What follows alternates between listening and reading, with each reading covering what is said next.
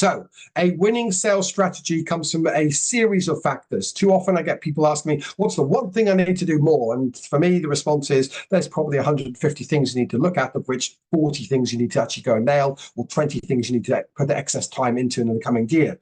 So a winning sales strategy will come from having the right team in the right seats. It'll come from following the right processes. It'll have the right scripts or the right skills to implement those processes with the highest degree of quality required.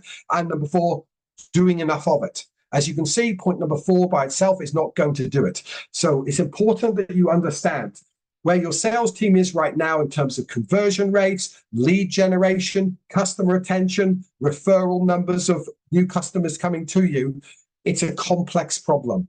Sales is a complex, challenging area. It is a social science. It's not a pure science like physics or mathematics, where 2 + 2 = 4, no matter what your mood or your cultural background and your belief system.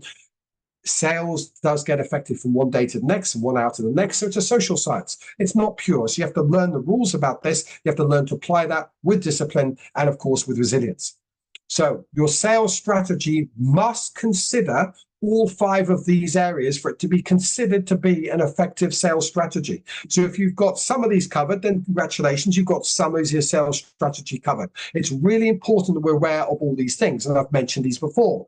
The ability to turn the lever on or off for business development and prospecting to generate new customers for customer acquisition.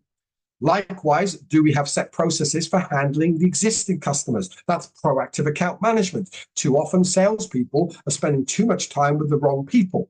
One of the things we said in Melbourne last week when we were coaching and working with a client face-to-face in Melbourne was the fact that most salespeople know how to rank their customers, or they claim they do. They might not be perfect, but they're pretty good at it, knowing A, B, and C, or gold, silver, bronze.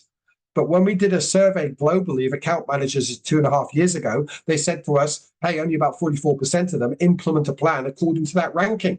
So the issue around existing customers and proactive account management is typically in the execution, not the concept. Number 3, the inbound sales process. Now, maybe we've got to lower our benchmarks right now in a tougher economic condition, but the team need to go with that and say, guys, for the next 6 months, these are our rules. These are good projects. These are good clients. These ones we accept. These ones we don't. There is no good you lowering your standards so low that you attract the wrong customers with the wrong projects and opportunities, because the chances are it'll cost you, the sales team, or your operational team, it'll cost you extra time and labor in order to satisfy the wrong customer on the wrong project.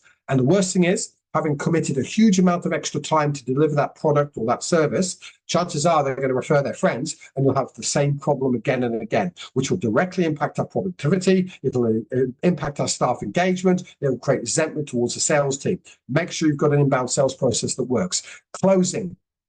Everyone in sales today needs to master the closing. Part of that is around preparation before meetings and calls.